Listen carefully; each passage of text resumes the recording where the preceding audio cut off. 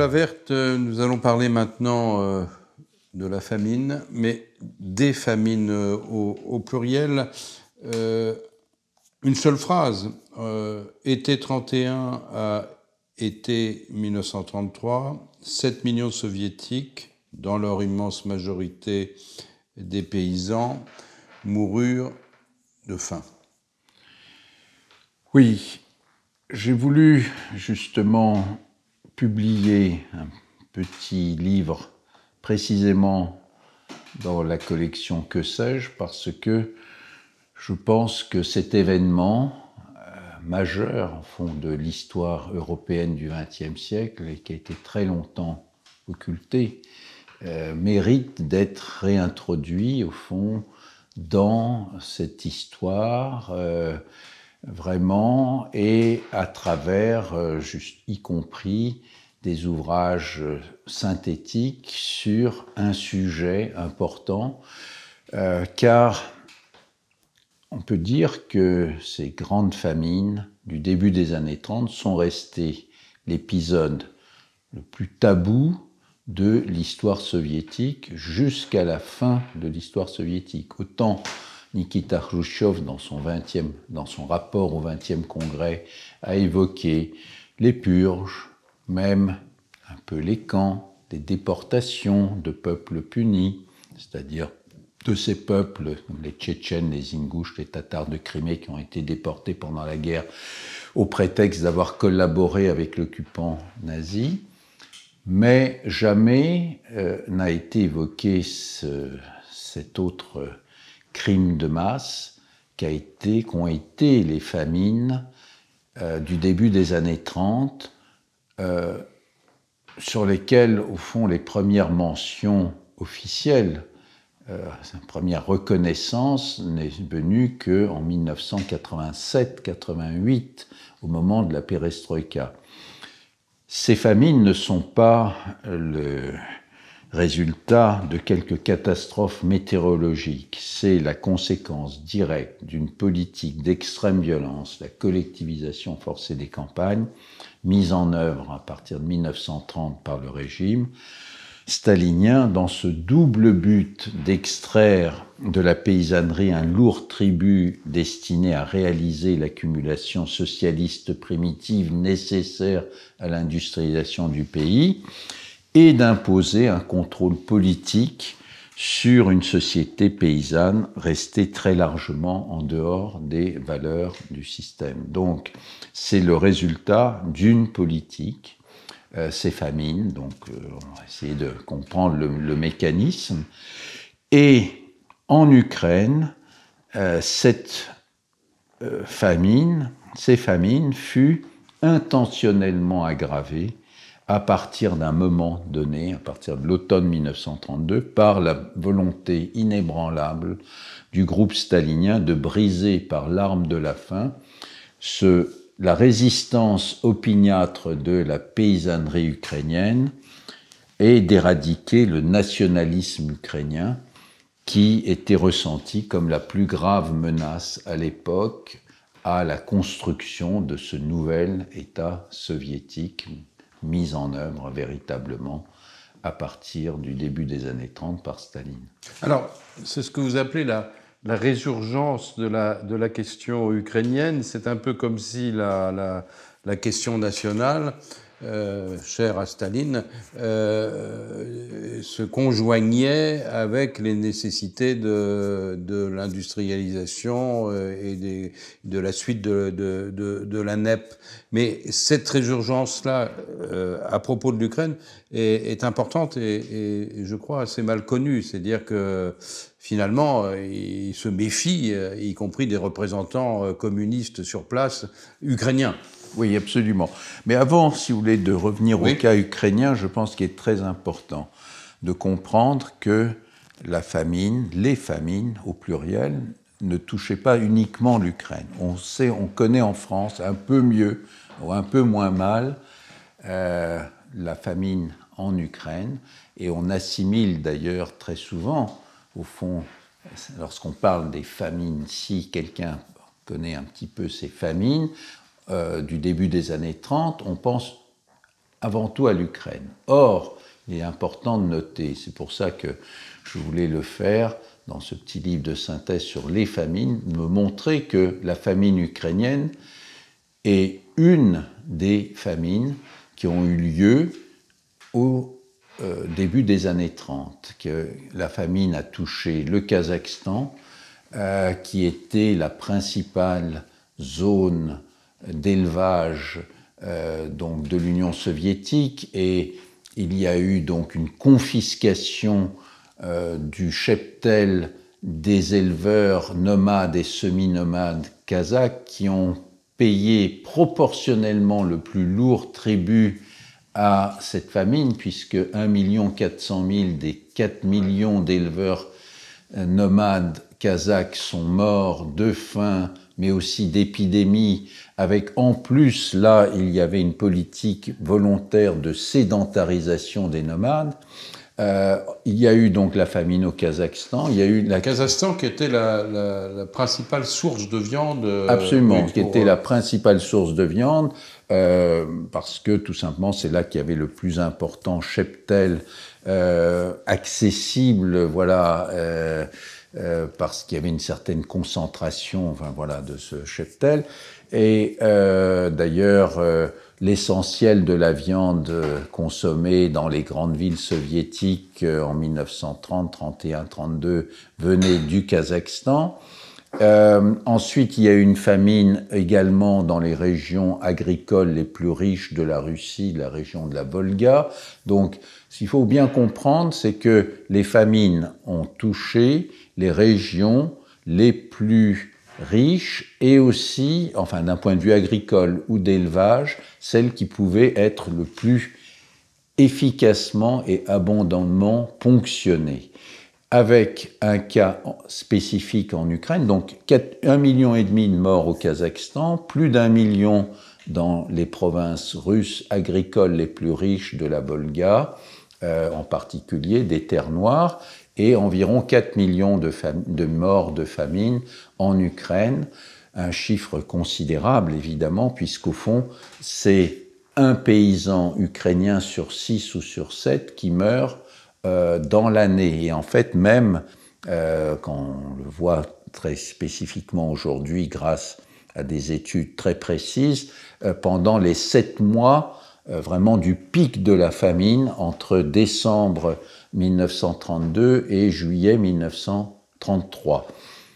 Voilà, avec une spécificité en Ukraine, c'est que là, il y a en plus, bon, d'abord, c'est la région de plus forte résistance paysanne à la collectivisation, pour toutes sortes de raisons. C'était la paysannerie la moins pauvre, enfin, sinon je ne peux pas dire la plus riche, mais enfin celle qui s'en sortait le moins mal pendant la période de la NEP.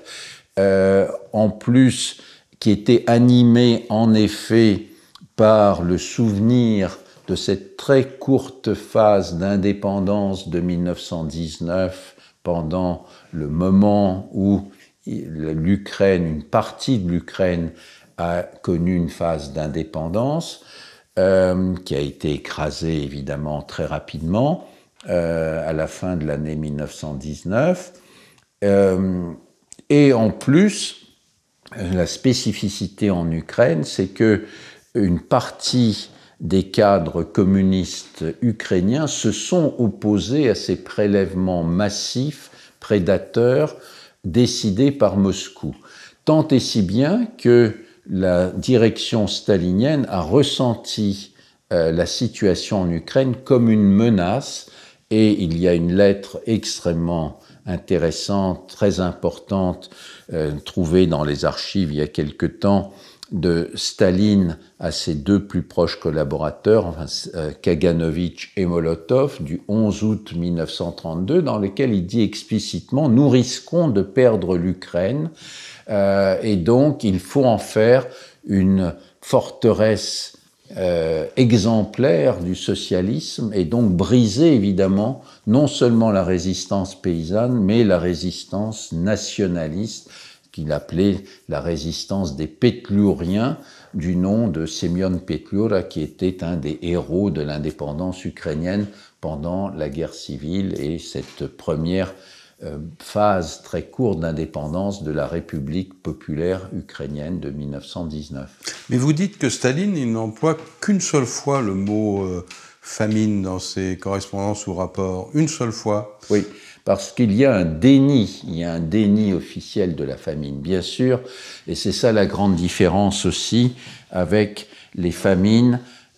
précédentes de 1921-22, qui sont des famines, disons, de sortie de guerre civile, de sortie de cet effondrement économique qui a commencé quelque part dès 1915 et qui s'est poursuivi pendant cette phase d'effondrement au fond de l'économie, de la société entre 1915 et 14-15 et 1921-22. Et à ce moment-là, en 1921, le gouvernement soviétique a reconnu la réalité de cette famine pour laquelle il était en partie responsable, puisque c'était aussi les réquisitions terribles du communisme de guerre qui avaient été à l'origine de cette crise. Mais il faut dire aussi que tous les camps réquisitionnés, enfin à la fois les rouges, les blancs, ces malheureux paysans, et l'Ukraine avait eu la malchance, enfin pas seulement l'Ukraine, mais les régions de la Volga, puisque en 1921-22, la famine a touché l'Ukraine, mais l'épicentre de la famine, c'était les régions de la Volga. C'était aussi, au fond, par là que passaient les fronts de la guerre civile entre les rouges, les blancs, mais aussi les verts, c'est-à-dire les paysans insurgés qui refusaient les réquisitions des deux camps. Mais en 1921, début 22, lorsque véritablement éclate cette terrible famine qui a fait plusieurs millions de morts, le gouvernement soviétique la reconnaît et demande une aide internationale qui est apportée notamment par American Relief Administration, l'ARA, et également par toute une série d'organismes internationaux, la Croix-Rouge, etc., qui apportent une aide. Tandis que la famine de 1932-33 en URSS est niée obstinément par le gouvernement soviétique. Comment peut-il y avoir une famine alors qu'on est en train de construire le socialisme? Le socialisme est officiellement déclaré construit à la fin du premier plan quinquennal en 1933, donc il ne peut pas y avoir de famine. La famine est niée, aucune information sur cette famine ne filtre à travers les médias, évidemment soviétiques, et tout est fait pour empêcher la diffusion de toute information sur cette famine, y compris évidemment le blocage des villages affamés, parce qu'on sait que en cas de famine, le réflexe ancestral des paysans, c'est de quitter leur village et d'aller en ville, essayer de trouver de la nourriture, du travail, etc. Est-ce que l'historien peut établir précisément le distinguo entre les famines qui ont été provoquées de façon délibérée et d'autres dont on ignore ou dont on n'arrive pas véritablement à savoir qu'elles ont été provoquées de façon délibérée? Alors, évidemment qu'on peut faire l'histoire des famines. Enfin bon, si on prend simplement l'espace russe et soviétique, on sait que depuis les temps les plus anciens, il y a eu de très nombreuses famines en Russie, dans l'Empire russe, enfin à intervalles réguliers, comme dans d'autres parties, évidemment, de l'Europe, au Moyen-Âge, dans les temps modernes, etc. Il y a évidemment dans les famines, non pas un, mais une multitude de facteurs qui expliquent à la fois des facteurs météorologiques, des facteurs podologiques, des facteurs de structure des sociétés agraires, des facteurs, je dirais, économiques comme le degré d'intensité des exportations. Voilà, donc par exemple dans l'Empire russe, de la dernière grande famine, c'était la famine de 1891, qui a été très largement couverte, enfin disons, par des interventions des plus grands écrivains russes de l'époque, qui sont mobilisés, par l'intelligentsia qui s'est mobilisée. Il est indéniable que le gouvernement tsariste a porté une part importante de responsabilité, puisque déjà à l'époque, l'idée des autorités tsaristes était d'exporter un maximum. Donc nous exporterons plus, mais nous mangerons moins, avait déclaré le ministre des Finances Vyshnegradsky. Et donc, évidemment, la structure de la propriété avec des latifundia, avec une extraordinaire pauvreté des paysans pauvres, a joué un rôle important dans ces famines. Mais pour les famines de 1921-22, c'est déjà assez complexe, puisque ce sont des famines de sortie de guerre civile et d'effondrement économique, où, bien sûr, la politique du communisme de guerre, des réquisitions, a joué un rôle important, mais n'était pas la seule. Pour le cas des famines du début des années 30, il est évident qu'il ne suffit de voir qu'il y a eu un effondrement de la production tant agricole que des produits de l'élevage à la suite de cette destruction brutale d'un mode de production avec la collectivisation forcée des campagnes. Et donc, si l'on regarde la chute de la production d'une part, et de l'autre côté, les prélèvements obligatoires par les organismes de collecte qui font que les paysans qui vendaient sur un marché plus ou moins libre, c'est une économie extrêmement complexe, mixte de la NEP, environ 10 millions de tonnes de céréales pour une récolte de 80 millions. Lorsque les organismes de prélèvement autoritaires mis en place dans le système des kolkhozes et des sovkhozes prélèvent en 1932-33 à peu près entre 25 et 30 millions de tonnes sur une production qui s'est effondrée, qui est tombée à 60-65 millions de tonnes, mathématiquement, on voit qu'il ne reste tout simplement plus assez à manger pour la population paysanne. Et ce sont les régions les plus riches qui ont été le plus ponctionnées. Alors, il était extrêmement difficile de faire passer le descriptif de cette situation des famines à l'Ouest. Et le documentaire Moisson sanglante, diffusé récemment, montre le rôle joué par Gareth Jones, le journaliste. Alors, ce qui est étonnant, c'est à la fois ce que raconte et la persévérance de Gareth Jones, mais le fait qu'il était en concurrence avec un journaliste américain qui niait tout à fait la situation. Et puis en plus, cerise sur le gâteau, si je puis dire,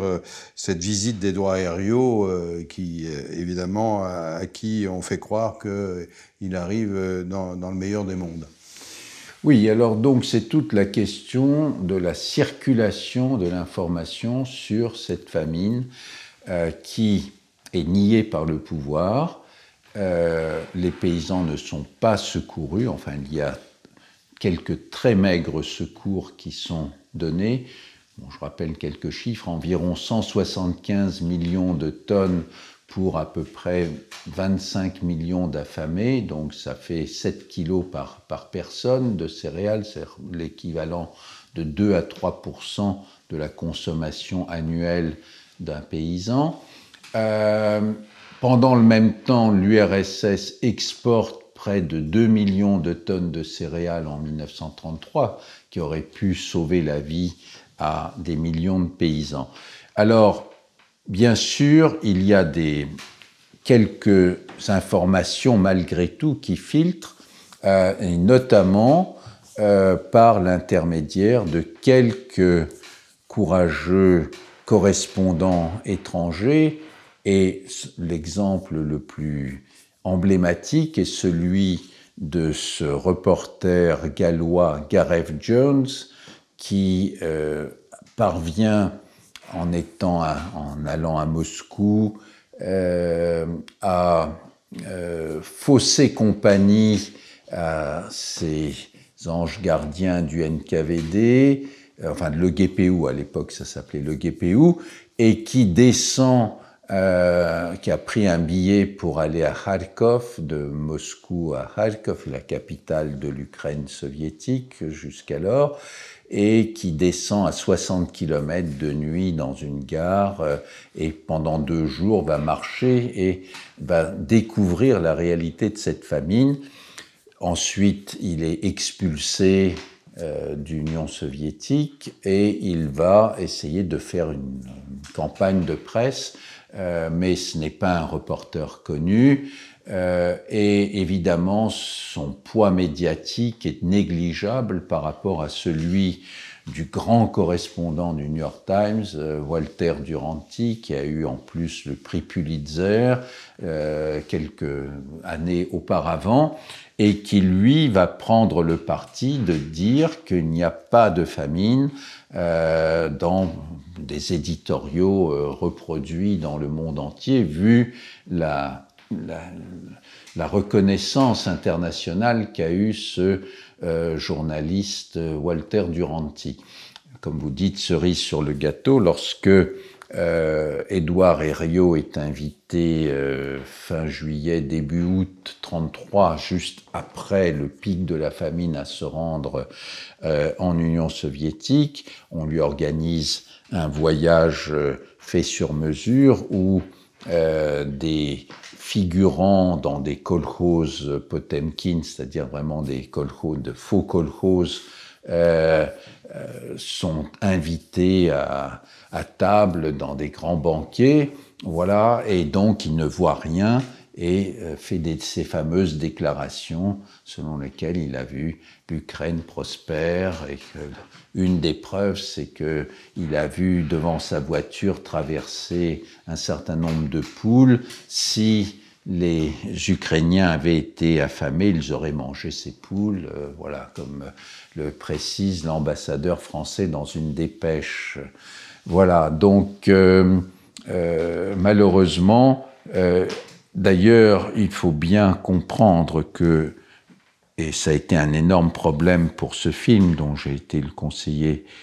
historique, comment représenter une famine, comment faire un film alors qu'on a à peine 20 photographies sur cette catastrophe, sur ce crime de masse que certains qualifient d'ailleurs de génocide, enfin, en Ukraine, alors qu'on n'a que 20 photos prises par un ingénieur autrichien en poste à Kharkiv qui a photographié des paysans parvenus jusqu'en ville et qui sont morts de faim en ville, photos qu'il a transmises au cardinal Wien-Initzer, et qui a gardé ces photos qui sont les seuls témoignages sur ces millions et ces millions, ces témoignages photographiques, visuels sur ces millions de morts. Je rappelle que dès les années 50, un certain nombre de témoignages recueillis auprès d'Ukrainiens émigrés en Canada ou aux États-Unis ont été recueillis, et un premier livre de témoignages a été publié en 1955, 2 volumes au Canada, mais n'ont pas eu pratiquement d'écho jusqu'à ce que l'historien Robert Conquest, en 1986, écrive ce livre magistral, Sanglante moisson,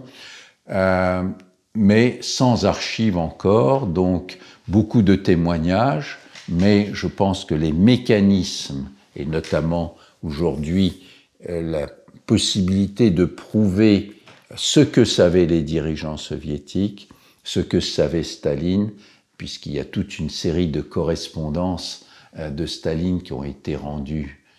accessibles après la chute des archives, nous permettent de mieux comprendre le mécanisme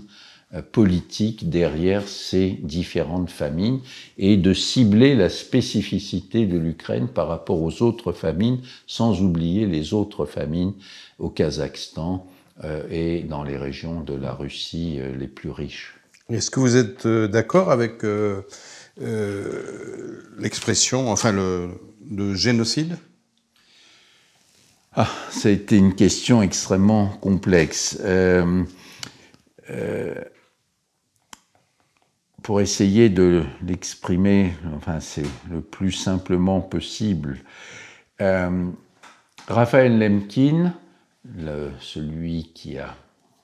été à l'origine, ce grand juriste qui a été à l'origine de la définition de la notion de génocide adoptée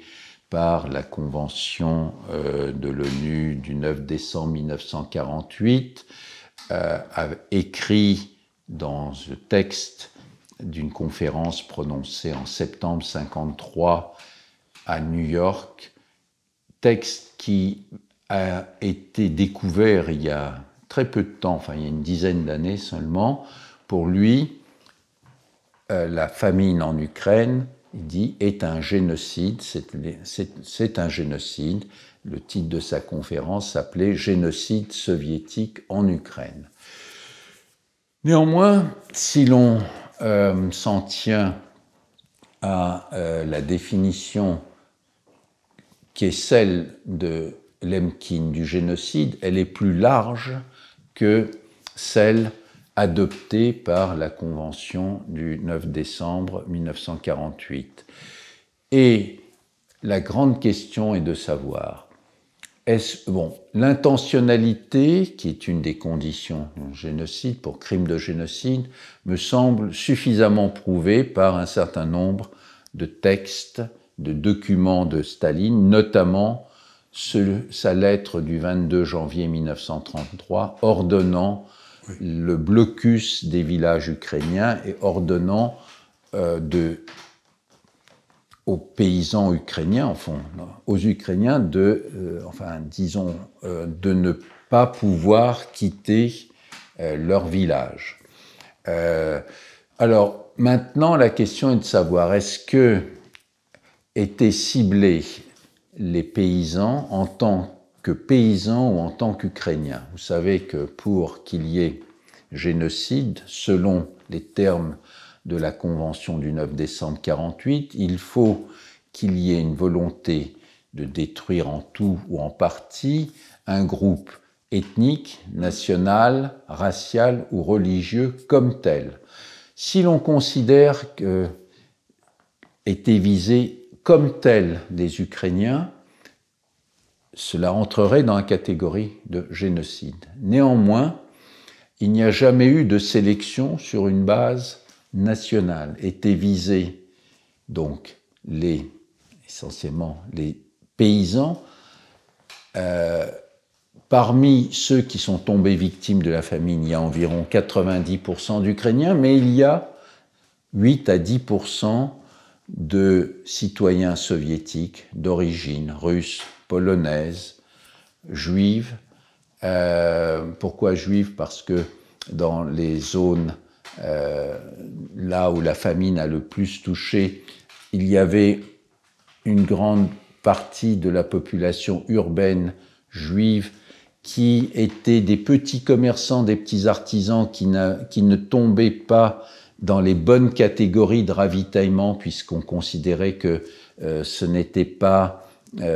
n'étaient pas prioritaires pour le ravitaillement, et donc ont beaucoup souffert de la famine. Voilà, donc il y a des discussions sur la qualificative de génocide sur cette famine en Ukraine. Je rappelle des parlements d'environ 20 pays ont reconnu le Holodomor, c'est donc le terme donné par les Ukrainiens depuis les années 90 à cette grande famine.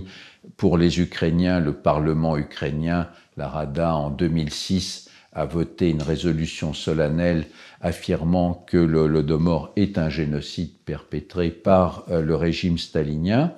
Mais disons qu'entre les historiens, il n'y a pas un consensus, et même entre les juristes, sur la qualification de génocide pour le Holodomor. Néanmoins, une majorité considère que ce terme peut être appliquée à cette famine en Ukraine. Dernière question, Nicolas Werth. En Ukraine, notamment depuis la consécration de Holodomor, ce moment de 1932-33, de la Grande Famine, est considéré comme l'événement central de l'histoire de l'Ukraine